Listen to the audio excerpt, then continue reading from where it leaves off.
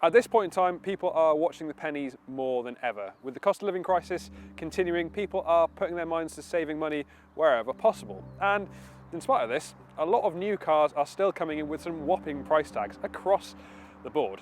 But that's where Dacia comes in, because it's frequently delivered some of the most cost-effective cars in the market. And this, the new Jogger, is its latest and, well, it could be its greatest. It's a 7-seater car, and in fact the cheapest 7-seater on sale in the UK. But as well as space and cost efficiency, what else does it have to offer? Let's dive in and find out. The look of the Jogger is somewhat of a game of two halves. The front end styling is actually really strong, with some distinctive lights with LED running lights integrated into them, and the front grille with its chrome actually looks relatively premium. But towards the back, the slightly slab-sided design of the Jogger, well, it's not the most appealing to the eye. But of course, this is a car that's dictated by practicality, so you have to give it a little bit of a leeway when it comes to looks.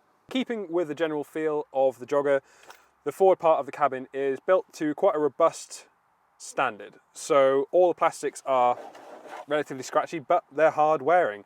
And the rotary dials in the middle are chunky, but they're easy to control. Now this car is in comfort specification, so it does get an upgraded screen, but most importantly, it has Apple CarPlay. So for the most time that I've been driving this car, I simply connect my phone and use that instead. There is one issue with that, however.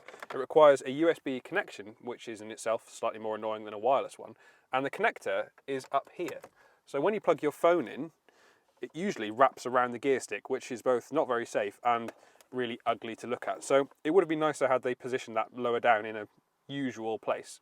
Apart from that, we've got some pretty conventional dials, and we've got a small computer in the middle for MPG and speed readouts. It's all very back to basics, but because that is the nature of the car, it kind of fits with the whole overall feel of it. It's quite remarkable how much space Dacia has managed to pack inside the Jogger. So these 3 seats that we've got in the back here all have generous amounts of legroom and plenty of headroom too. Plus they're slightly stepped, so you get a higher position behind the people that are sitting up front, and that gives you a clearer view, and also helps for travel sickness for children when they're travelling in the back, because they get a clearer view outside. When it comes to charging points, well, there's just one. There's one 12-volt socket down in the middle, but we've got some nice seat back pockets, and we've got some small door bins at the side too. Overall, it's all focused around spaciousness, and it definitely delivers on that front. Again, it's just so impressive how they've managed to fit all this space inside one car. Now, a lot of 7-seaters, their rearmost chairs are definitely for occasional use or for use by small kids.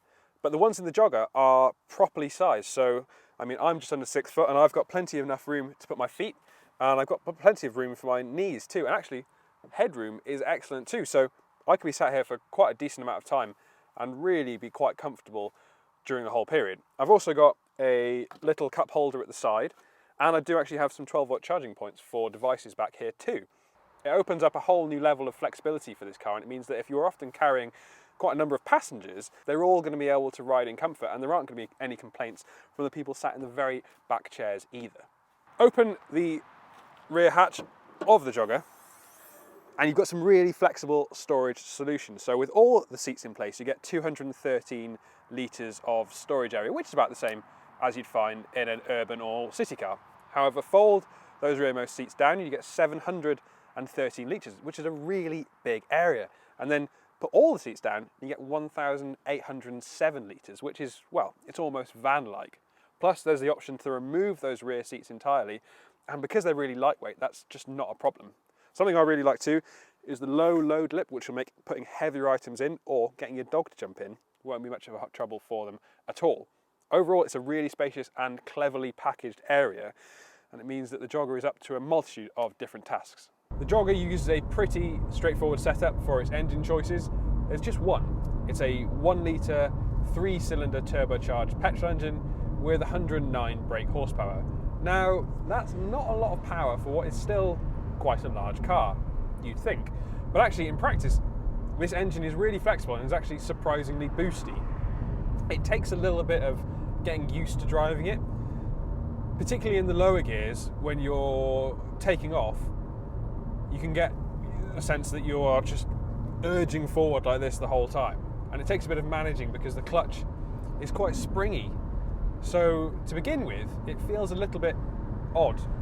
But actually, once you're up to speed with it, this engine is surprisingly flexible. And on the motorway is where it really shines. A small capacity engine like this, really quiet, really refined, and it still has enough punch in the higher gears that you've got enough to have that roll-on performance for overtaking. The Jogger has definitely been designed with comfort in mind, and the suspension setup is quite soft. So through the corners, you do get quite a lot of roll, a fair bit of lean, but a byproduct of that is that it's really comfortable. It's really nice to drive, and it deals with potholes well, which, let's be honest, we see a lot in the UK. The Jogger definitely has a light feeling to it. Everything is light. The steering is light, the gear shift is light, even the brakes and the throttle feel quite light in their action. And the whole car, as a result, does feel a little bit floaty. It's quite a hard feeling to describe. But for instance, when I recently topped this car up from a quarter of a tank to a full tank, you could really notice the weight of that fuel coming into play in the car as a whole, which I think goes to show you just how light this car is.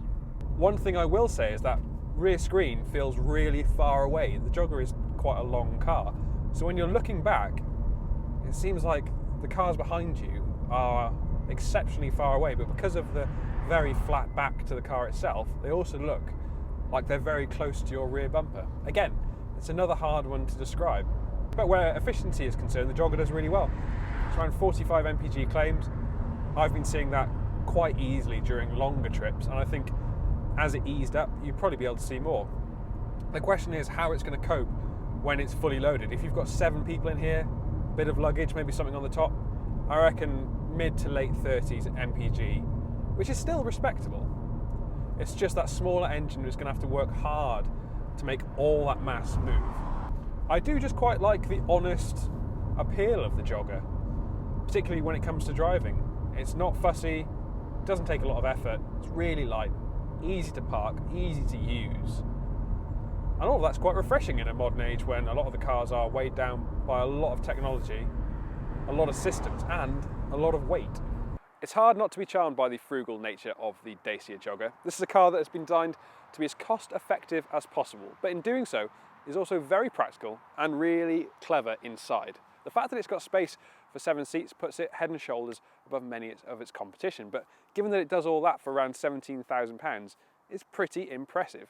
It's got a really clever engine underneath as well, and as a package it all comes together to provide really frugal transport that seems very fitting with the times that we're in at the moment. So if you are looking for a cost-effective way of getting around and you do want space and practicality at its very best, then the Jogger remains one of the best cars for the job. Thank you for watching this new car review on the budget-focused Dacia Jogger. Now, if you have enjoyed this video, please leave us a like below and let us know what you think of the Jogger in the comments section. Plus, while you're here, please remember to subscribe to the Motors.co.uk YouTube channel and hit that bell icon so you get a notification every time we upload a new review.